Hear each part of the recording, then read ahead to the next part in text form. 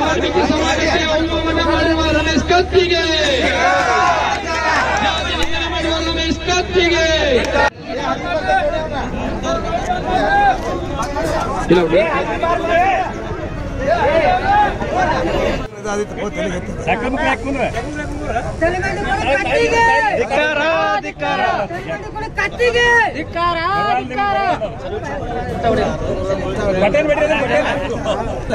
ಅವನ್ನ ಕರ್ಕೊಂಡ್ ಬರ್ಬಾರ್ದನ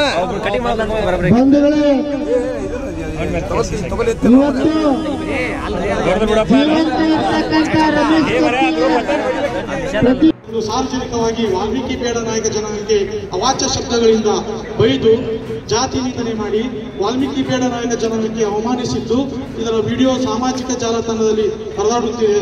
ಇದರಿಂದ ರಾಜ್ಯಾದ್ಯಂತ ಸುಮಾರು 75 ಲಕ್ಷ ವಾಲ್ಮೀಕಿ ಸಮುದಾಯದ ಜನರ ಮನಸ್ಸಿಗೆ ತೀವ್ರ ನೋವು ಉಂಟಾಗಿದೆ ಮತ್ತು ಭಾವನೆಗಳಿಗೆ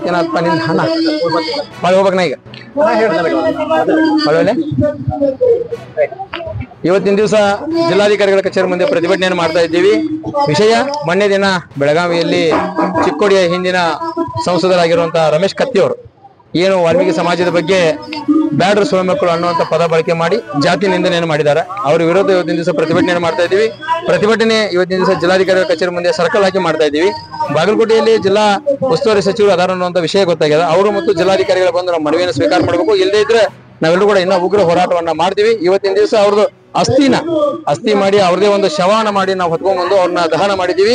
ಅವರ ಹೆಸರಿಂದ ಇವತ್ತಿನ ದಿವಸ ತೆಲಿಮಂಡಿ ಸಹ ಅಂದ್ರೆ ಮುಡಿ ಸಹ ಕೊಡುವಂತ ಒಂದು ಕೆಲಸವನ್ನ ನಮ್ಮ ಸಮಾಜದ ಯುವಕರು ಮತ್ತು ಹಿರಿಯರು ಮಾಡ್ತಾ ಇದ್ದಾರೆ. ಈ ಹೋರಾಟ ಇಲ್ಲಿಗೆ ನಿಲ್ಲಲ್ಲ. ಈ ರಮೇಶ್ ಕತ್ತಿ ಅವರಿಗೆ ಚೇತವನೆಯನ್ನು ಕೊಡ್ತಾ ಇದ್ದೀವಿ, ಎಚ್ಚರಿಕೆಯನ್ನು ಕೊಡ್ತಾ ಇದ್ದೀವಿ. ಬೇಷರತ್ತಾಗಿ ನಿಂತು ಕ್ಷಮೆಯನ್ನು ಕೇಳಬೇಕಂತ ವಿನಂತಿ ಮಾಡ್ಕೊತಾ ಇದ್ದೀನಿ. ನಮಸ್ಕಾರ.